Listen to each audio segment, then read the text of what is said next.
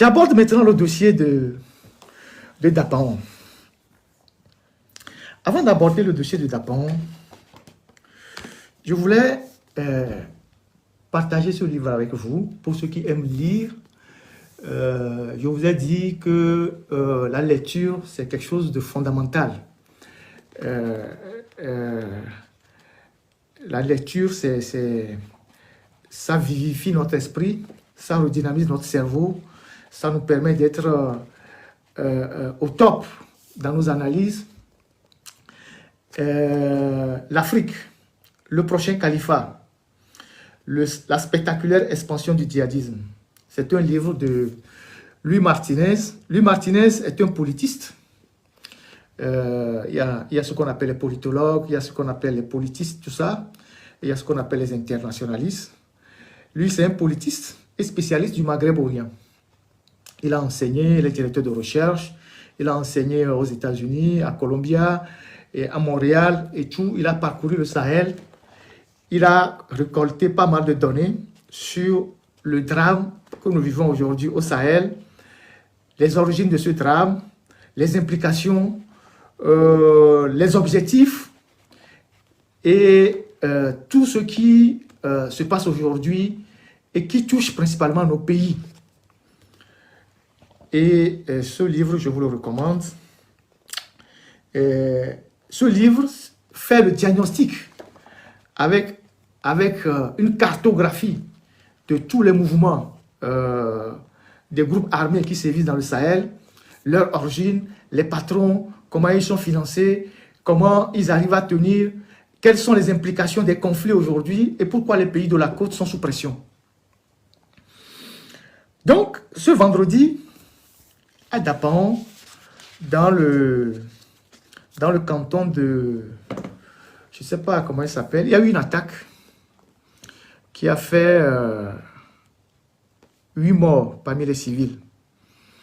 Et cette attaque-là,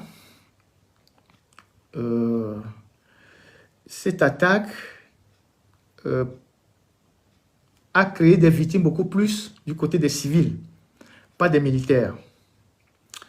Mais je vais vous faire le récapitulatif de toutes les attaques qui a eu lieu en ce mois d'octobre. Parce que nous, on couvre la situation là-bas et régulièrement, on compile les informations et même les journaux étrangers même s'inspirent aujourd'hui de ce que nous mettons sur notre site.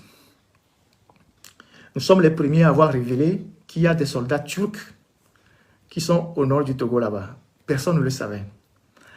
Donc, pour les attaques du mois d'octobre, aujourd'hui nous sommes le 27, le 1er octobre, il y a eu une attaque à Namouno, canton de Papri. Il y a eu un mort, 4 maisons incendiées. Le 2 octobre, à Fanworgou, Kondouaré, attaque, bilan 18 morts, dont 2 Turcs, une Jeep équipée de 12-7 emportés. C'est très important ce que je dis là. Une Jeep de 12-7 emportés. Une Jeep équipée d'une 12-7 emportée par les assaillants. Des engins de Bomaf brûlés. 11 octobre, tentative de vol de bétail, bilan 1 mort, un bouvier. 17 octobre, incursion à Malbongou, Tambonga, bilan 2 boutiques incendiées. 18 octobre, attaque de Tomolé, Papri, bilan, je crois qu'il y a 2 morts. 19 octobre, 2 attaques, 1 à Pogno, bilan 1 mort, une femme qui appelait son mari au secours, son mari grièvement blessé. Deuxième, Fanworgou, plusieurs militaires blessés. 25 octobre, Malbongou, bilan 8 morts, 1 blessé. Ça, c'est le point de la situation dans la région des Savanes pour le mois d'octobre. Et vous comprenez avec moi qu'il y a de plus en plus d'attaques et que la situation se détériore chaque jour. Et dans ce livre-là, tout a été expliqué dedans. Comment ces mouvements vont s'étendre vers les pays de la côte. Et l'utilisation, comment ils procèdent, comment ils font, ça a été expliqué ici. Ça a été expliqué. Et au cours de cette année 2004, les villages même qui étaient épargnés sont depuis sous le feu de ces groupes armés. Ça veut dire que le mal est en train de se répandre. Vous avez des villages comme Teliga, Lidoli, Pentidioga 1, Pentidioga 2, Pentidioga 3, excusez-moi si j'écorche les noms, Dibontoti, Dielo, Batimondjouare, tous ces villages-là ont rejoint les villages, ont été vidés par les populations en 2024. Ont été vidés parce que les gens ne sont plus en sécurité, les gens ont dû quitter les villages pour aller trouver leur abri ailleurs. Au deuxième semestre de 2022, il y avait moins de villages. Les zones qui étaient attaquées, c'est juste le Pendjal, au fond là-bas. J'ai publié sur ma page Facebook, tout à l'heure, avant de commencer cette émission, j'ai publié sur ma page la carte du Togo dans la région des Savanes. La frontière, la distance de la frontière du Togo dans la région de la Savane. Vous allez voir que la frontière, quand vous faites un Google Maps et que vous scannez, vous allez voir que la frontière d'un bout à un autre, nous sommes à 119 km. La frontière du Togo, entre le Togo et le Burkina, c'est 119 km. Et je vous dirai pourquoi j'ai publié la distance de la frontière tout à l'heure. Je vais vous dire pourquoi. Donc, la situation est bien en train de se dégrader dans la région et même s'empirer. Et cette année, on a eu pour la première fois des attaques dans l'Oti, et particulièrement dans l'Oti Sud. Parce que l'Oti, c'est vers Mango. On a eu des attaques dans l'Oti.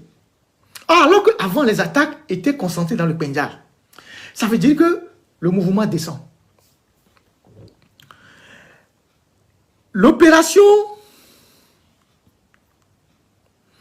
Condouaré qu'on a mis en place pour contenir l'avancée de ces gens-là rencontre d'énormes difficultés. Des difficultés d'ordre opérationnel, des difficultés d'ordre matériel, des difficultés d'ordre logistique. Donc, l'opération connaît des difficultés. Il ne faut pas dire, comme j'entends les gens le dire dans les commentaires, que c'est au nord. Non. Lomé 5 c'est là, c'est 650 km. Hein. Quand vous êtes à Lomé, vous buvez de la bière et vous mangez les pintades, il faut savoir que les pintades sont produits à Dapaon. Hein. Ceux qui sont à Lomé, ils mangent les pintades au carrefour de GTA à Gbalepedo. C'est à Dapaon qu'on produit les pintades. Hein. Et si les bandits barbus avec les tapettes prennent le contrôle de ces zones-là, vous ne mangerez plus les pintades à Gbalepedo. Hein. Et dans les bars à Lomé. Et ce n'est pas loin. Donc, dans ce genre de situation, il faut dire les choses telles qu'elles se passent. Parce que les autorités togolaises ne communiquent pas, ne veulent pas communiquer. Il faut trouver d'autres moyens pour communiquer. Les journalistes qui sont dans la région là-bas, on les interdit de communiquer. On menace les journalistes. Il y a des préfets qui menacent les gens. Il y a des maires qui menacent les gens. Il y a les officiers qui menacent les gens. Alors que la situation est en train de se dégrader. La situation continue de se dégrader. Et quand on est à Lomé, on est à Sokodé, on est à Kara, on est, je ne sais pas, à Anéron, on pense que Dapaon, c'est Niamey. Alors que Dapaon, c'est à côté. Donc le mal peut se propager facilement. Peut se transporter facilement. Donc il faut en être préoccupé. Autant les Togolais, autant la classe politique, tout le monde doit demander qu'est-ce qui se passe réellement là-bas. Et que les dirigeants rendent compte. Pourquoi ils n'arrivent pas à contenir le mal? Qu'est-ce qui se passe? Est-ce que c'est parce que nos soldats n'ont pas les moyens? Est-ce que c'est par manque de moyens? Est-ce que... Il faut qu'ils disent ça. Parce que nous sommes dans une situation de guerre. Quand on est dans une situation de guerre, le chef suprême des armées, qui est le président de la République, doit savoir communiquer avec les populations. doit savoir parler avec la classe politique, doit savoir partager les informations, pas toutes les informations, mais certaines informations avec la classe politique, doit dire, écoutez, nous sommes attaqués, nous devons faire l'union autour du pays, il faut qu'il y ait une union pour vaincre le mal. Mais ici, on ne communique pas, on ne dit rien. Même les militaires qui meurent, on les enterre carrément dans l'anonymat, on ne leur fait même pas d'honneur. Donc, aujourd'hui, la situation est compliquée. On est allé acheter 2 hélicoptères chez les Russes. Des MiG-35. 2 hélicoptères. Il y a déjà eu 2 crashs d'hélicoptères. Et je vais vous dire comment ça s'est passé. Oh, parce que derrière tout ce qui se passe là, il y a la corruption, il y a les surfacturations, il y a les réseaux qui se font de l'argent, dans l'achat du matériel, les armes. Il y a beaucoup de choses qui se passent dans cette région là-bas. On est allé acheter des hélicoptères. En novembre 2023, un hélicoptère en pleine opération sur un village a perdu sa portière. J'ai dit, l'hélicoptère était en l'air et puis la portière s'est détachée. En plein vol, l'hélicoptère a perdu sa portière. Vous imaginez ça? Ça veut dire que avant même que l'aéronef ne décolle, il n'y a pas eu d'entretien, il n'y a rien eu, tout. L'hélicoptère était en l'air et l'hélicoptère a perdu sa portière. La portière est tombée dans un village. Et les villageois ont ramassé la portière. Et ils sont allés chez le chef du village pour lui montrer que cet objet est tombé. Les militaires sont arrivés dans le village. Ils ont frappé les gens. Ils sont venus pour récupérer la portière. Ils ont frappé les gens. Ils ont ramassé les téléphones portables pour s'assurer que personne n'a pris une vidéo de la portière pour que ça se retrouve sur les réseaux sociaux. Quand vous agissez comme ça, comment vous pensez que les populations vont faire une communion avec vous pour dénoncer les gens qui arrivent pour nous faire du mal? La portière est tombée de l'hélicoptère et c'est tombé dans un village. Les villageois, eux, de bonne foi, ils ont ramassé ça. Ils sont allés directement sur le chef de village pour dire, ah chef, ce truc est tombé. C'est quand l'hélicoptère passait que c'est tombé. Nous sommes venus vous le remettre, vous êtes le chef du village. Quand les militaires sont arrivés, ils ont frappé tout le monde. Et ils ont récupéré la portière et ils ont ramassé les téléphones des gens. Quelques mois plus tard, cet hélicoptère s'est explosé. La vidéo que j'avais passée sur ma page là, où l'hélicoptère est tombé dans le camp Nipurma, c'est cet hélicoptère dont on avait perdu la portière qui est tombée dans le camp Nipurma.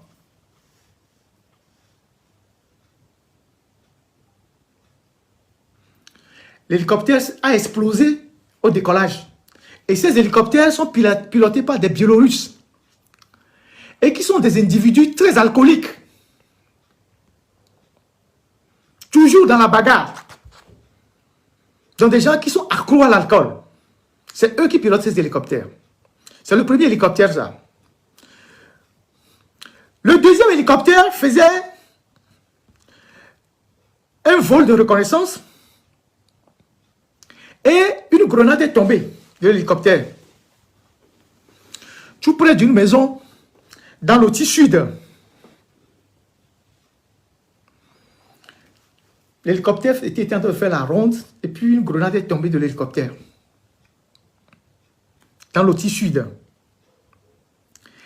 Et le mois passé, ce second hélicoptère aussi a fait crash. Ce second hélicoptère a aussi tombé en panne.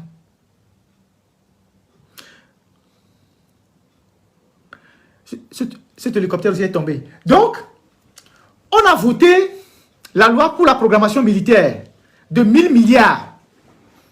Prenez la loi de finances. On a voté la loi de programmation militaire de 1000 milliards. Et à cause de cette loi de programmation de 1000 milliards, on a augmenté les impôts au Togo. Les impôts sont derrière les gens. Les Togolais payent le prix de la défense de leur territoire à travers les impôts. Et des individus qui sont chargés d'aller acheter du matériel sont allés acheter de la ferraille en Biélorussie.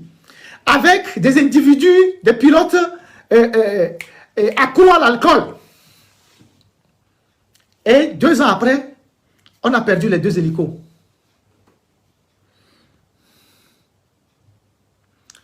Deux ans après, on a perdu les 2 hélicos. Conséquence, on a des problèmes. Les drones sont aussi en panne. Donc, aujourd'hui, dans le nord du Togo, là-bas, on a des soldats qui sont au front, qui sont mal équipés, qui n'ont pas de la logistique et qui n'ont pas les moyens de se battre contre l'ennemi invisible. Parce que les bandits enturbanés, là, c'est des ennemis invisibles. J'ai parlé tout à l'heure de la 12-7, avec l'attaque de Fawargou, ils ont emporté la 12-7. Vous savez que, avant, il y a cela 2 ou 3 ans, les barbus, là, ils avaient juste la Kalachnikov. Ils avaient beaucoup de Kalachnikov, et ils avaient des motos et des téléphones. Mais à force de s'attaquer aux casernes dans les pays voisins, ils ont récupéré beaucoup d'armes et des armes sophistiquées. Donc aujourd'hui, ils n'ont plus que des motos, ils ont des blindés, ils ont des véhicules, donc des pick-up, ils ont des 12-7, ils ont des RPG. Et tout le monde sait qu'une 12-7, vous pouvez chercher sur Internet, ça peut tirer à une certaine distance donnée. Et quand un militaire entend le bruit d'une 12-7, s'il n'est pas en bonne position, son premier réflexe, c'est de se mettre à l'abri. Et les barbus ont maintenant beaucoup de 12-7. Ça veut dire qu'ils peuvent rester à distance et canarder les nôtres. Pendant ce temps, les nôtres, ils ont des Kalachnikov de vieux temps, qu'on vend à $60 dans les marchés noirs, tout ça. Comment est-ce que vous pouvez faire face à ce mal? Alors que, est-ce que le Togo, par exemple, a besoin d'aller chercher des soldats, des mercenaires pour venir faire la guerre au nord du Togo? Si on suppose que ceux qui ont fait l'escadrille, il n'y a pas suffisamment de compétences pour piloter les hélicoptères et qu'on soit obligé d'aller chercher les Biélorusses, les Turcs viennent chercher quoi? Alors nous parlons, il y a plus d'une centaine de Turcs qui sont là-bas dans la région. Une centaine de Turcs qui sont dans la région. Et les relations entre ces étrangers et l'armée togolaise, ce n'est pas toujours de bonnes relations. Ça crée toujours des frictions, des incompréhensions. Parce que quand vous êtes sur un théâtre des opérations, il faut un chef pour faire le commandement. Il faut un chef et que les ordres qu'on donne soient des ordres qui vont dans une certaine direction, qui est une verticalité.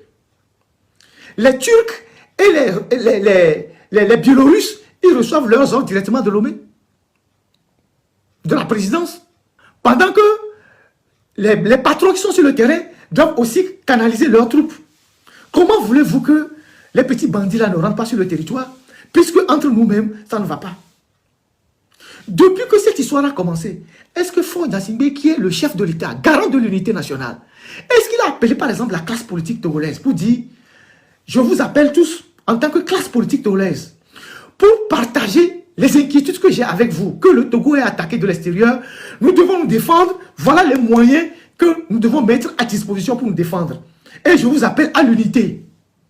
Et que je suis disponible à vous consulter régulièrement pour lutter contre ce mal et les stress de notre pays. » Dans les pays civilisés, c'est comme ça que ça se passe. Il y a, je ne sais pas si c'est Churchill qui l'a dit. Churchill a dit, la guerre est une chose tellement sérieuse qu'on ne doit pas la laisser seulement dans les mains des militaires. Dans tous les pays au monde, dans les pays démocratiques, ce n'est pas pour une raison fortuite que le chef qui déclare la guerre, c'est le président de la République. Et généralement, c'est un civil. C'est le président de la République qui déclare la guerre. Et les militaires reçoivent les ordres pour agir.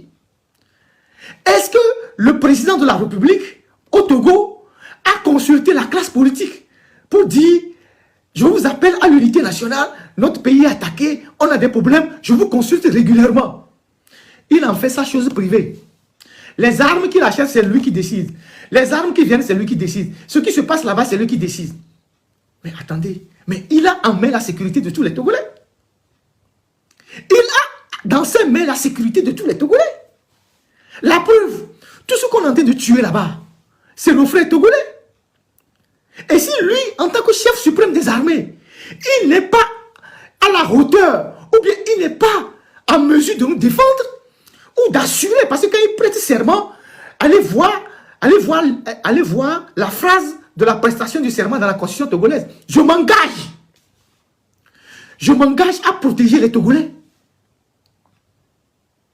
Ça veut dire que quand le Togo est attaqué de l'extérieur, ce n'est pas son affaire privée. C'est une affaire qui engage tous les Togolais. Nos frères qui sont à Dapaon en train de mourir. Vous savez le nombre de réfugiés qu'il y a à Dapaon? Il y a l'UNICEF qui vient de sortir un rapport. Je vais vous lire quelques extraits. Parce que l'UNICEF est là-bas en train d'aider le gouvernement togolais avec l'USAID, tout ça, à juguler, comment se dit? Excusez-moi, je vais vous lire quelques extraits du rapport de l'UNICEF, parce que vous avez plein d'enfants là-bas qui sont déscolarisés, avec le risque que ces enfants rejoignent les bandits barbus.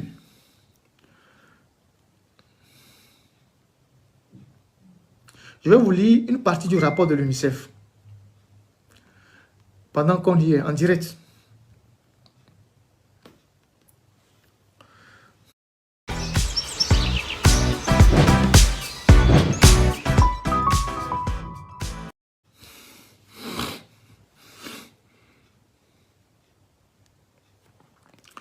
Voilà. UNICEF, juin à août 2004. C'est une note de l'UNICEF. Flash numéro 2, juin à août 2024. Débordement de la crise du Sahel dans la région des savanes. Ça, c'est le titre. C'est l'UNICEF, ça. Parce qu'ils ont un projet là-bas qu'ils appellent PURS, Programme d'urgence de renforcement et de résilience de la sécurité des communautés. Voilà ce qu'ils disent, le contexte. La période de juin à août 2024 a été caractérisée par l'enregistrement de plusieurs incidents sécuritaires, en particulier dans les préfectures de Kpendial et Kpendial Ouest, incursion des groupes armés non étatiques avec vol de bétail, pose d'engins explosifs improvisés, tueries, intimidation, déplacement des populations. Les données disponibles, écoutez très bien, les données disponibles font état de 47 597 personnes déplacées sur le territoire togolais. C'est-à-dire, dans la région des savanes, on a actuellement 47 597 Togolais qui sont déplacés dans leur propre pays. Ils sont déplacés sur le territoire national. Ça veut dire qu'ils n'ont pas de domicile. 47 597 Togolais. Dont 25 000, dans les 47 000, il y a 25 693 enfants. 25 693 enfants. Et 37 917 réfugiés. Avec 9 680 déplacés internes. Donc, voilà la situation. Donc, vous avez plein d'enfants qui ne peuvent plus aller à l'école, avec le risque que tous ces enfants qui ne peuvent plus aller à l'école rejoignent les bandits. Vous avez des populations qui ne peuvent plus cultiver parce que la zone est déclarée une zone de guerre, ils n'ont plus accès à leurs terres, vous avez la famine, et vous avez maintenant tout ce qui se passe autour de cette histoire-là. Les détournements, les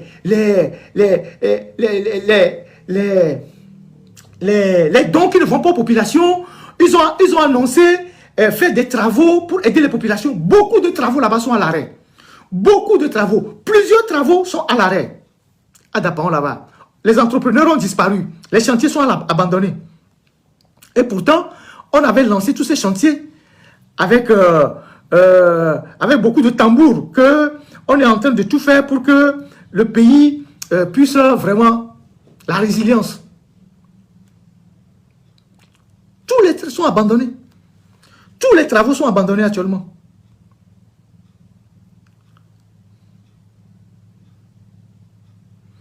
Et quand on est là, les gens qui pilotent ce projet PURS là, ils viennent brandir qu'ils sont en train de faire des actes d'état civil aux enfants dans la région des Savanes.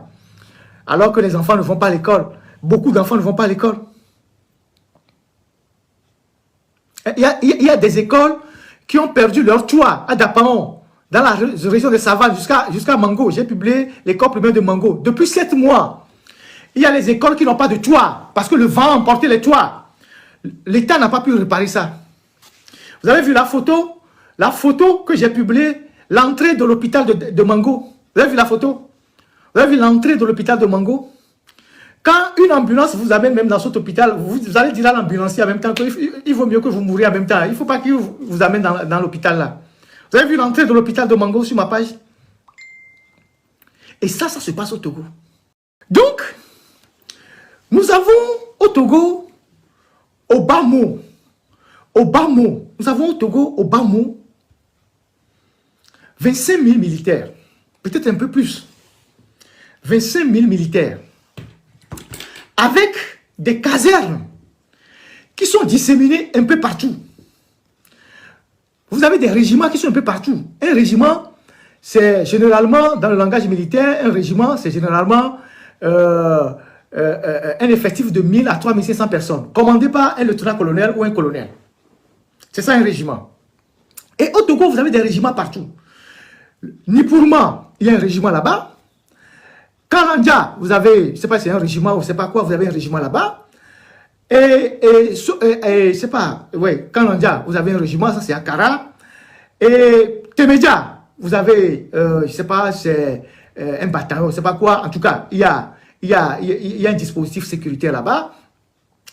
Et Sokoré, il y a beaucoup de militaires qu'on a déployés à Sokoré depuis les événements de 2017 qui quadrillent la vie de Sokoré pour traquer ce qu'on appelle l'ennemi de l'intérieur. Donc, vous avez plein de militaires qui sont à Sokoré, jusqu'à Sotouboua, tout ça.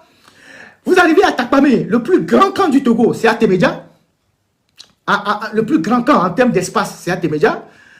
Vous avez, en descendant, vous avez à Néron, le camp de Zoula, à Zoula là-bas.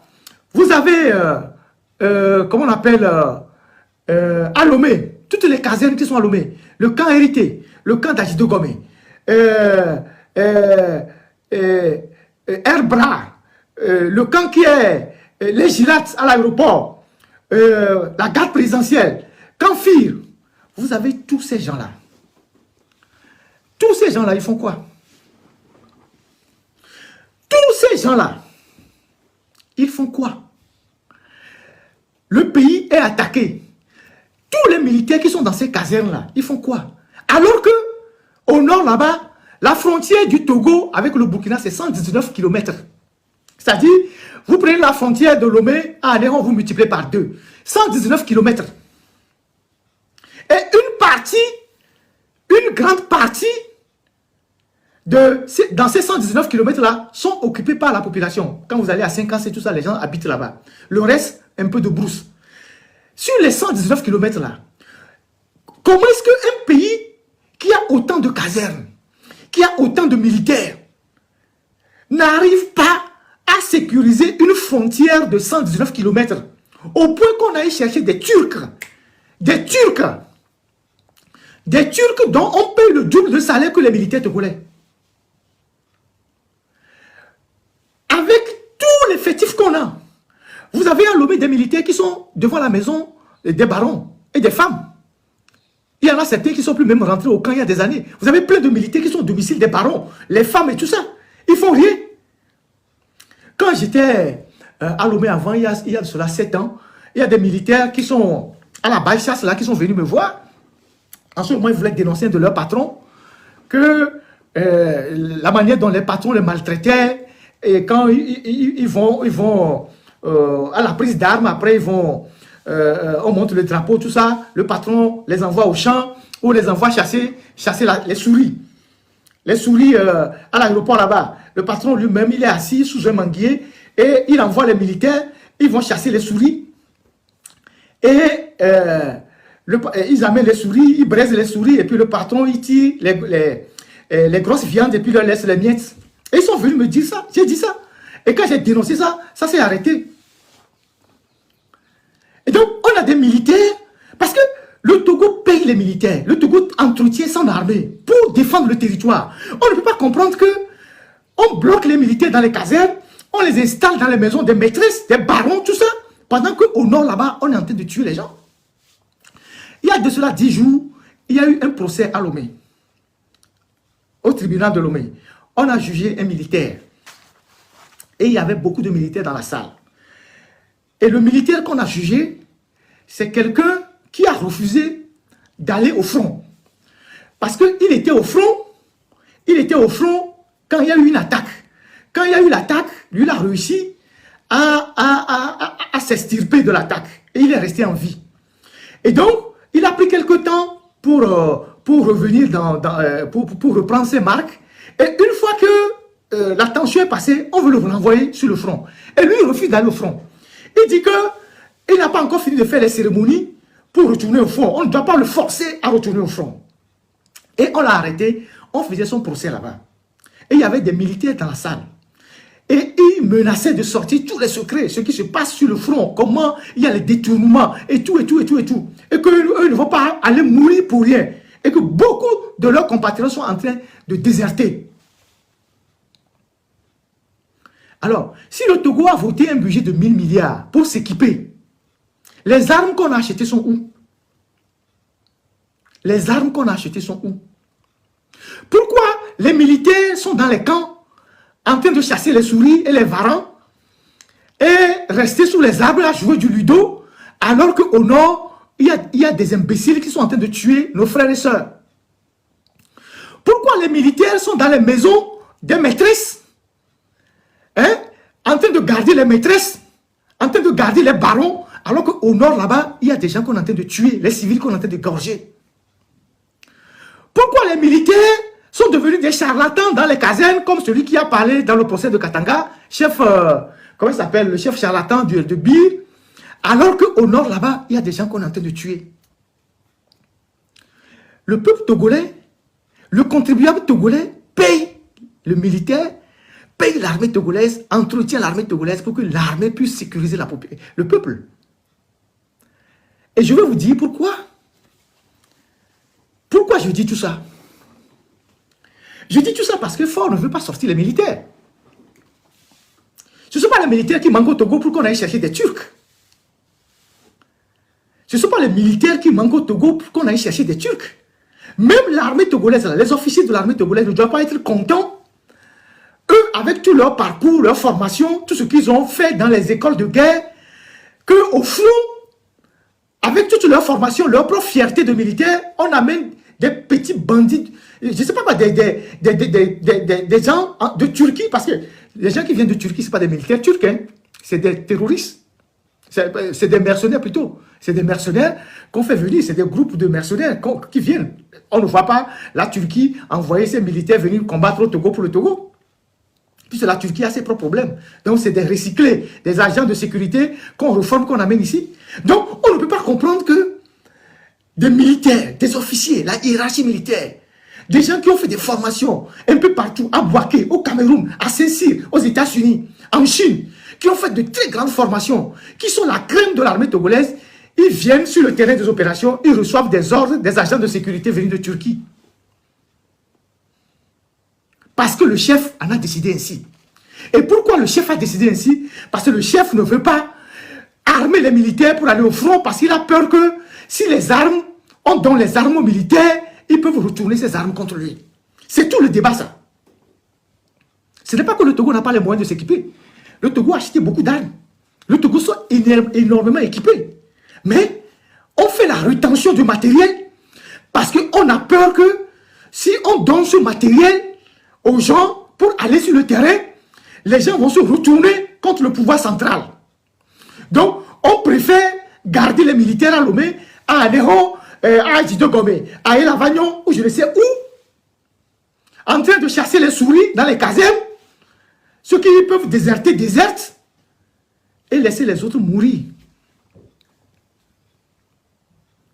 Aujourd'hui, la situation va continuer par se dégrader. Et il n'y a pas que le Togo. Les alertes sont au Bénin, un peu partout. Parce que ces gars-là, qui ont maintenant suffisamment de moyens, qui ont récupéré des armes dans les casernes, dans les pays où ils font la guerre, ils sont prêts à avancer vers le sud, à avancer vers la côte. Parce que ce qui les intéresse, c'est d'élargir leur zone d'influence pour avoir plus de combattants, plus de ressources. Donc, le phénomène-là est complexe. Parce qu'on surfe aussi sur les contradictions entre les communautés. Est-ce que vous savez que, par exemple, le changement climatique est un élément majeur de ce qui se passe dans le Sahel? Parce que les communautés, les nomades, avec la sécheresse et tout ce qui va avec, les nomades ont besoin d'espace. Donc, ils font la guerre aux sédentaires. Donc, il y a tellement d'implications dans cette histoire. Après, ça joue entre les communautés et tout ça. Pendant que nous avons les militaires qu'on a formés, mais si on déploie 2 régiments là-bas, 2 régiments, je vous ai dit, un régiment c'est 1000 à 3600 personnes. Si on déploie 6000 personnes là-bas, on ne peut pas sécuriser une frontière de 119 km. Si on déploie 6000 personnes là-bas, on ne peut pas sécuriser une frontière de 100 km. Mais si on vous dit demain matin que Fort si on vous dit demain matin que Fort va visiter la frontière Togo-Burkina là, vous allez voir qu'ils auront les militaires pour faire le jalonnement chaque 10 mètres jusqu'aux 100 km. Si demain matin, on vous dit que Fort veut visiter les 100 km qui séparent la frontière du Burkina.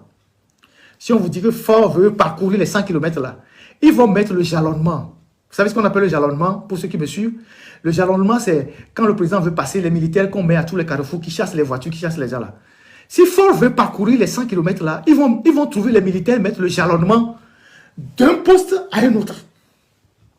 Mais là, les militaires sont dans les camps, en train de chasser les souris. Ceux qui peuvent déserter, désertent.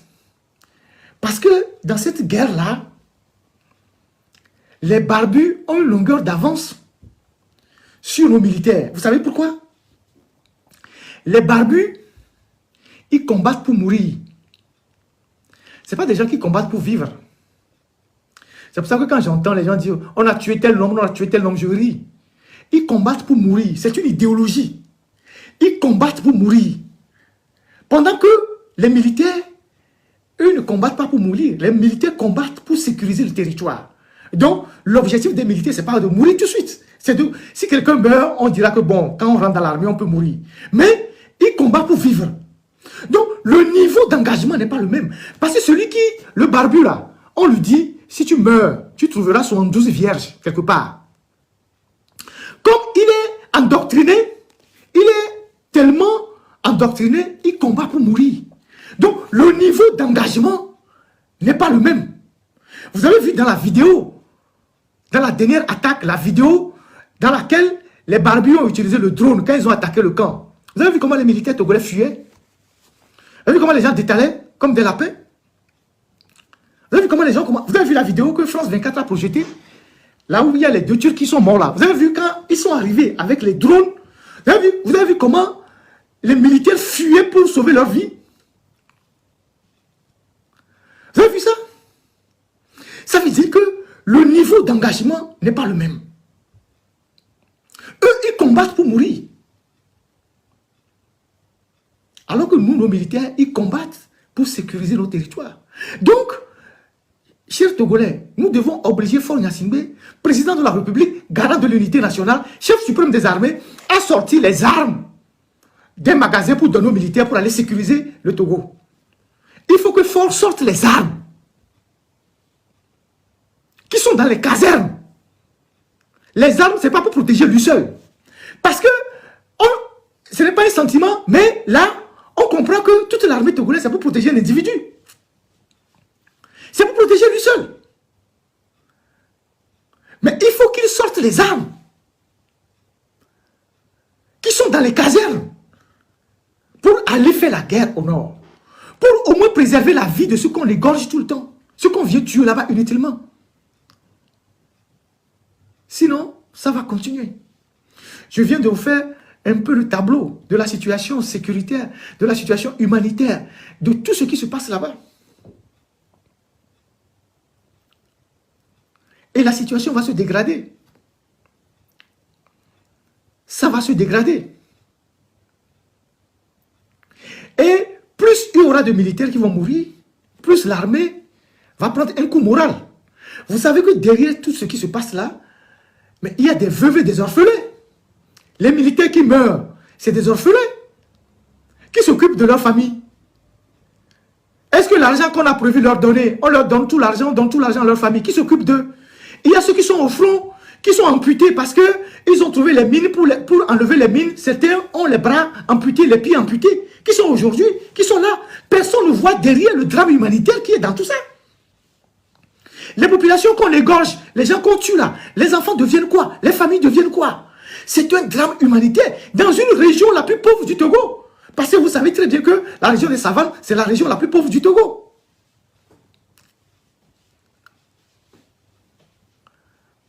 Donc, nous avons un chef d'État qui est le chef suprême des armées et qui a peur de lui-même ses propres militaires et qui garde les armes dans les casernes. Si on a débloqué 1000 milliards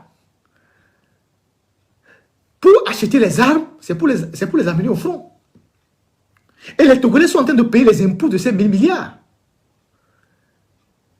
Ce que nous, les Togolais, nous devons savoir, plus la crise sécuritaire va durer dans les savanes, plus ça va agir sur l'économie du Togo.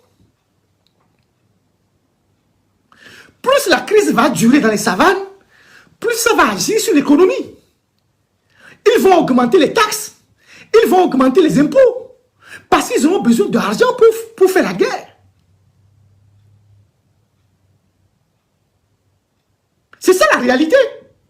Nous allons participer tous à l'effort de guerre. Que vous soyez entrepreneur, individu, on va participer tous à l'effort de guerre. Alors que l'argent qu'on débloque, ils ne font aucun compte. C'est vrai qu'il y a le secret défense. On ne leur demande pas de venir nous dire combien ils ont acheté et tout et tout.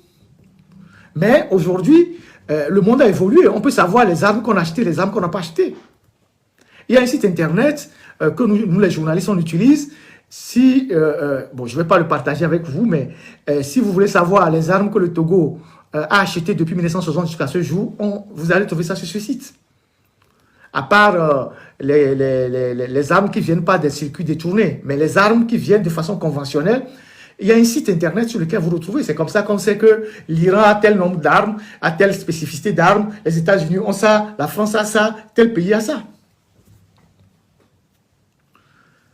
Donc, nos militaires ne sont pas formés pour être dans les casernes pour jouer les ludo ou pour défendre que les Nyasingbe. Ils sont formés pour garantir la sécurité du territoire. Ils sont formés pour garantir la sécurité des Togolais. Ils ne sont pas seulement formés pour taper sur les opposants, pour taper sur les activistes, pour taper sur les militants de l'opposition, pour préserver le fauteuil présidentiel. Nos militaires sont formés pour défendre l'intégrité du territoire. C'est leur mission. Avec toutes les casernes que je viens de vous citer. Toutes ces casernes qui sont à Lomé. Toutes ces casernes qui sont à Lomé. Vous voyez tous les camps qui sont à Lomé là-bas. Les gens sont dedans chaque matin, entretenus par le contribuable, vous et moi, à jouer le ludo, à aller frapper les civils, à aller chasser les souris pour les patrons, à aller cultiver dans les champs de leurs patrons. Sans oublier ceux qui sont déployés dans les maisons des maîtresses. Et les maîtresses les utilisent pour laver les voitures, laver les WC, aller au marché, aller faire ci, aller faire ça. Il y a certains militaires qui sont dans les maisons des maîtresses, ils n'ont plus utilisé des armes depuis. Les armes qu'ils ont utilisées pour faire la formation, c'est ça seulement qu'ils savent manipuler depuis qu'ils sont rentrés dans l'armée, ça fait 20 ans. Alors que le monde a évolué, on est dans les nouvelles générations d'armes. Eux, depuis qu'on les a déployés dans les maisons des maîtresses, ils sont là-bas. La Kalachnikov qu'ils ont utilisée pour se former, je ne sais quelle année là, c'est toujours ça qu'ils connaissent. Quand vous leur donnez une nouvelle arme, ils ne peuvent pas manipuler. Donc il n'y a pas de recyclage.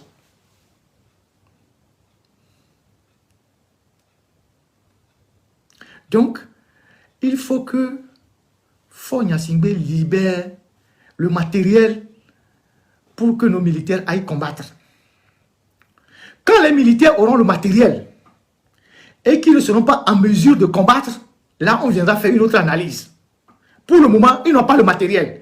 Et pourquoi ils n'ont pas le matériel? Parce que Faure Gnassingbé craint que s'il libère le matériel, ça va se retourner contre lui.